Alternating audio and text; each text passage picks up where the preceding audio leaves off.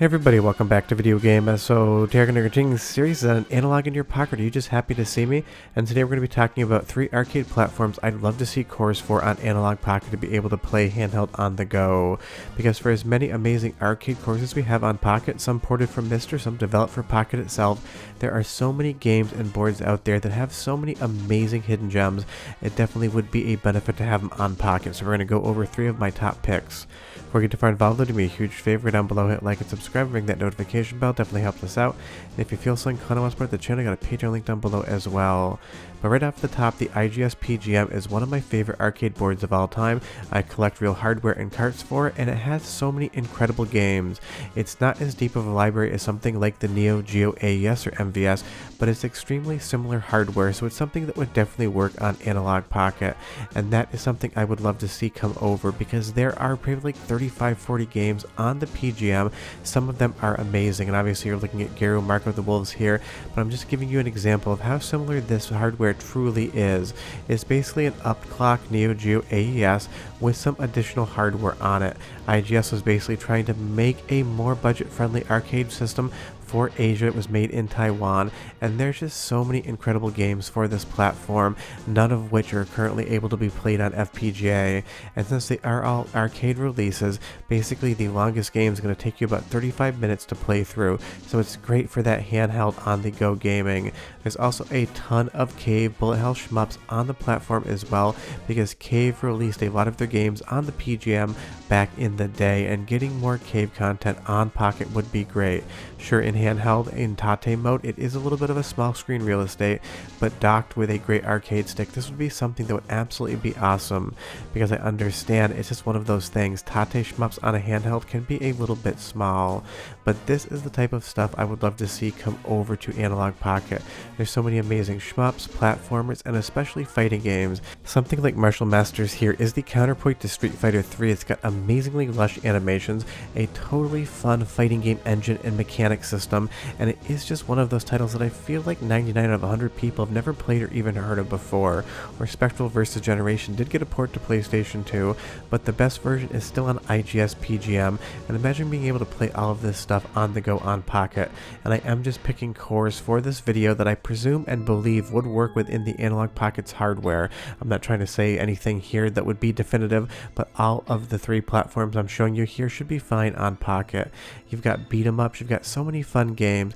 This is the type of thing that would really excel in a portable format. And again, the hardware is extremely similar to the Neo Geo AES and MVS, which is something we already have on Pocket from that MiSTer FPGA port, so it should be something that works totally fine. Now let's move on to the Taito F3. This again is another platform with some of the best arcade games ever made.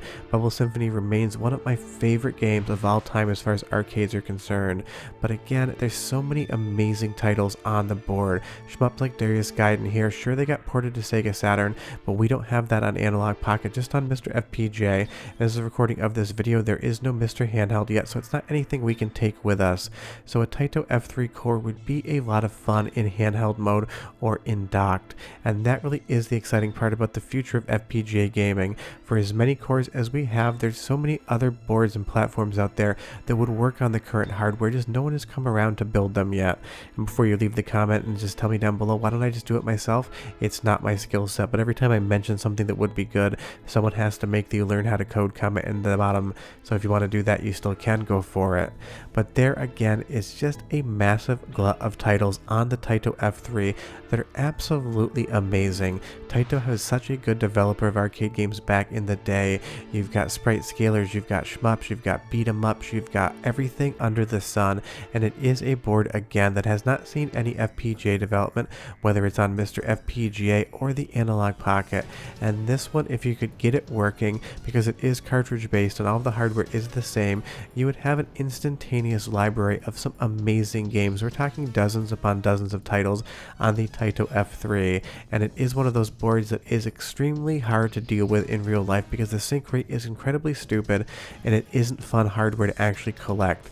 Stuff like Puzzle Bobble 4 here on the go would just be that chef's kiss level of fun. But leave me a comment down below and tell me what your favorite Taito F3 game is, because for me it's definitely got to be Elevator Action Returns. I think it's one of the best games Taito ever made on any platform they ever had. It is just Hall of Fame first ballot levels of fun, and if you've somehow never played Elevator Action Returns before, I cannot recommend it enough. Yes, it got ported to the Sega Saturn, but the Taito F3 version is the original, and it is an incredible game to play. And if you want an original cartridge with a board, you better bring your wallet, because you're up at like $700 to $800 for one title, and that's why FPGA technology is so great. It can give us that hardware at a much lower cost.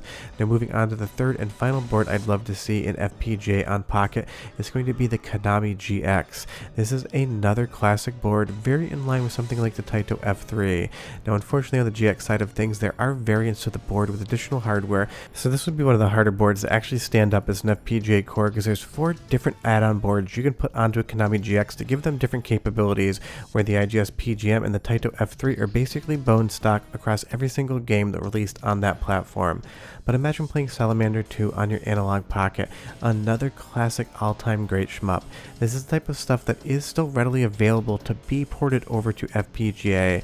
Yes, we have Capcom, CPS, CPS2, and a ton of other multi-boards, but there still remain a massive amount of arcade hits out there that we could be playing on FPGA and on Pocket specifically, and that is always the fun thing, just kind of looking to the future to see what else could happen, because FPGA gaming, whether it's Mr. FPGA or Analogue Pocket, isn't going away anytime soon, but we definitely still need cores coming out, and that is why you should definitely support your core makers, whether on Patreon or just retweeting them when they're talking about stuff. That way there's people out there that know what you want, and you support them when they are working on stuff, because trust me, people spent a lot of time making FPGA cores and you definitely need to support them. The one interesting thing about the GX is it also has dual monitor support, which would be interesting and hard to see in a core, but imagine if you had one screen on the Pocket, because you can have the Pocket screen active when it was docked, and the other screen was on a television via HDMI out, and you could play that way. It would be a very strange experiment, but it would be one that I would love to see. But honestly, you could probably just end up playing a one-player game on one screen if you did have an FPGA core for this. But the Konami GX hardware is very impressive for its time, and it would be great to see it come over to FPGA, because again, some of these boards are exceedingly rare and expensive, and I'd love to see some more arcade implementation on the light gun side of things, because imagine Analogue Pocket playing Lethal Enforcers 2 with Gun for IR. That would just be an absolute blast, and that's what I love about the Konami GX hardware. You have stuff like Salamander, fully sprite based, has that classic shmup look, and then you have something like Lethal Enforcers 2 where you have digitized actors basically becoming sprites and having a shootout with you on the screen. There's so much fun to be had on the Konami GX platform, and that's why I would love to see it come over to something like Analogue Pocket, because again, arcade gaming is just perfect for on the go.